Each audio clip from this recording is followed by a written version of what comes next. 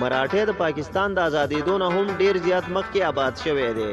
د دې کلي اصل نوم مرهټی دی خو پښتنو د شارټکټ الفاظو استعمالولو په وجه په مراټی باندې مشهور کړی دی.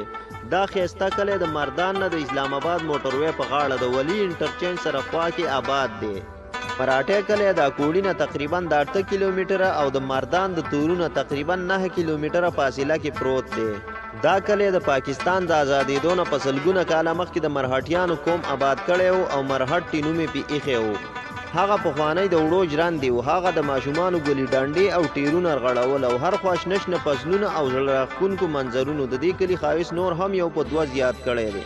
د دې کلي د خلکو ذریعه معاش غنم، ممپلی، تماکو او نورې ګڼ شمېر سبزیانې او میوې دي.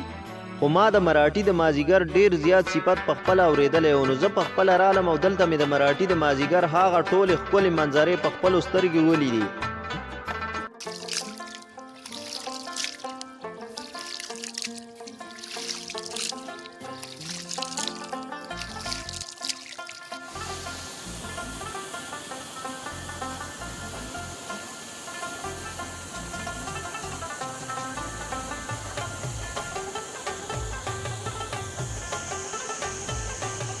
د مراټي خلک د دینی تعلیم سره سره د دنیاوي تعلیم او د جدید ټکنالوژي نه هم ډیر زیات واقف دي خو د دې نه باوجود هم د سادهګۍ زندگی تیرول ډیر زیات غوره ګڼي.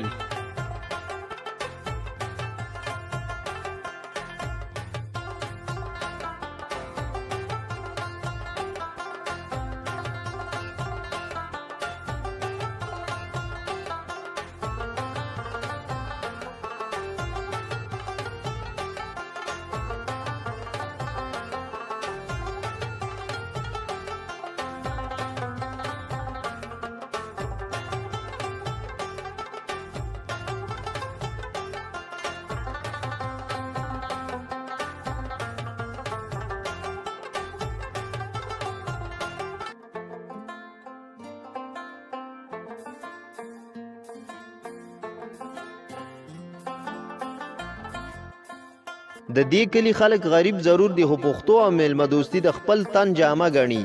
په مازیګر کې چې خلک د خپلو کارونو نه فارغ شي نو ټول په حجره او یا د نیر په غاړه ناست وي او ټول زلمي ګپ شپ او ټوکې مشغوله کوي. مشرانو احترام او په کشرانو شفقت کوي. د دې ځای خلکو د خپلو اخلاقو او ښه کردار په ذریعه د پښتو د کلتور او ثقافت شمله همیشه اوچته ساتلې ده.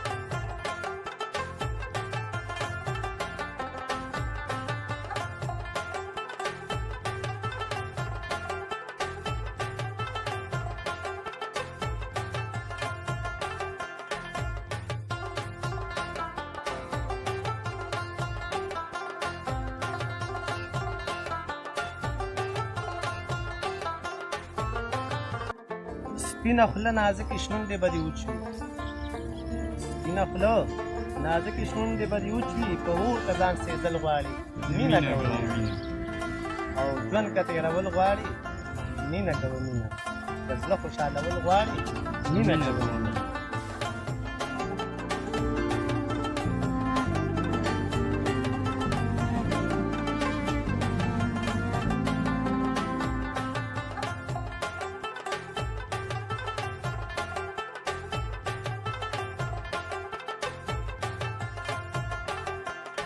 دې کلي خلک په خپله مورنۍ ژبه پښتو باندې ډیر زیات مین دي او اکثریت پکې د صوفیانه خلکو دی.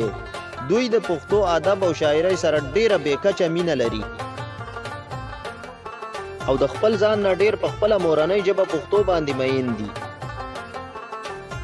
د مراټي کلي د هغه قدرتي او زړه راښکونکي نظارو باندې مې سترګې مړۍ نه شوې خو افسوس د وخت د کمي په وجه مې د کلیوالو نه مخه واغسته او د تورو تمبو د سیل په تکل ووتم.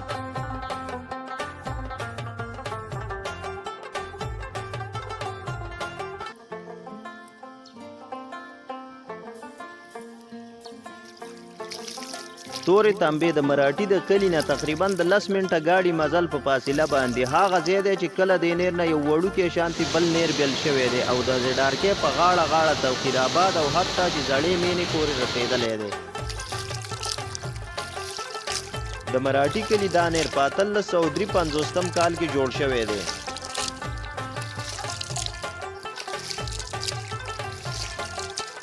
د د مراټي د دې نیر د اوبو د یخوالي په وجه د ضلعې د مختلفو سیمو نه خلک راځي دلته په دې یخ اوبو کې لامبي او سورو ته ناستي او د قدرتي نظارو نه مزې اخلي.